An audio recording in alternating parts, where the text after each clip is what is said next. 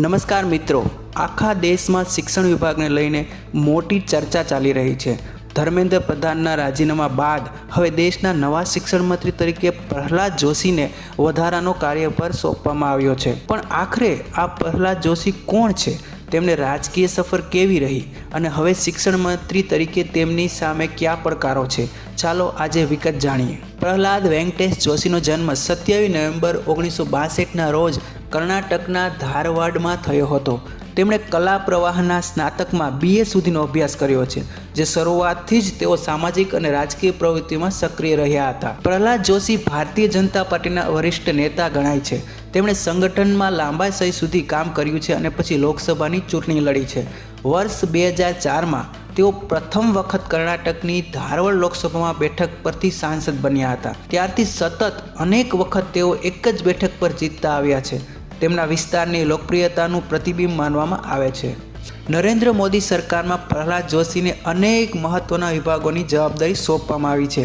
તેઓ અગાઉ સંસદીય કાર્ય મંત્રી, કોલસા મંત્રી અને ખાણ મંત્રી તરીકે પણ સેવા આપી ચૂક્યા છે. હાલમાં તેઓ ગ્રાહક બાબતો, ખાદ્ય અને જાહેરાત વિતરણ તેમજ નવી અને નવીકરણીય ઉર્જા મંત્રાલયની જવાબદારી પણ સંભાળી રહ્યા છે. હવે તેમને શિક્ષણ મંત્રાલયનો વધારાનો કાર્યભાર પણ આપવામાં આવ્યો છે. તાજેતરમાં પરીક્ષા વ્યવસ્થાને લઈને દેશભરમાં ભારે ચર્ચા અને વિરોધ થયો હતો. આ પરિસ્થિતિ બાદ ધર્મેન્દ્ર પ્રધાને રાજીનામું આપ્યું અને ત્યારબાદ કેન્દ્ર સરકારે પ્રહલાદ જોશીને શિક્ષણ મંત્રાલયનો વધારાનો કાર્યભાર સોંપવાનો નિર્ણય લીધો. હવે પ્રહલાદ જોશીની સામે અનેક મહત્વપૂર્ણ પડકારો છે. સૌથી પહેલા પડકાર છે વિદ્યાર્થીઓને વિશ્વાસ ફરીથી જીતવાનો.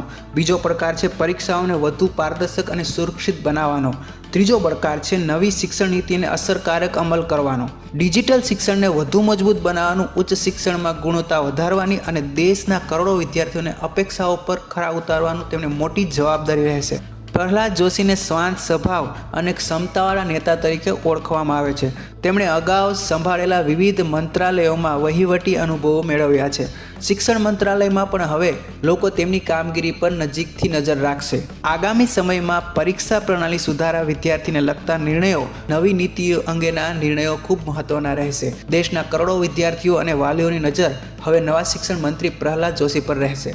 તેઓ કેવી રીતે પડકારોનો સામનો કરે છે અને શિક્ષણ વ્યવસ્થામાં કેટલા સુધારા લાવે છે તે આવનારા સમયમાં સ્પષ્ટ થશે. તો મિત્રો, આ હતી દેશના નવા શિક્ષણ મંત્રી પ્રહલાદ જોશીના રાજકીય સફર અને તેમની નવી જવાબદારી વિશે સંપૂર્ણ માહિતી. હવે તમે શું માનો છો? શું પ્રહલાદ જોશી દેશના શિક્ષણ વ્યવસ્થામાં સકારાત્મક બદલાવની લાવી શકશે? તમારો અભિપ્રાય કોમેન્ટમાં જરૂર જણાવો. જો તમને આ માહિતી પસંદ આવી હોય તો વિડીયોને લાઇક કરો, શેર કરો અને અમારી ચેનલને સબસ્ક્રાઈબ કરવાનું ભૂલતા નહીં. ધન્યવાદ.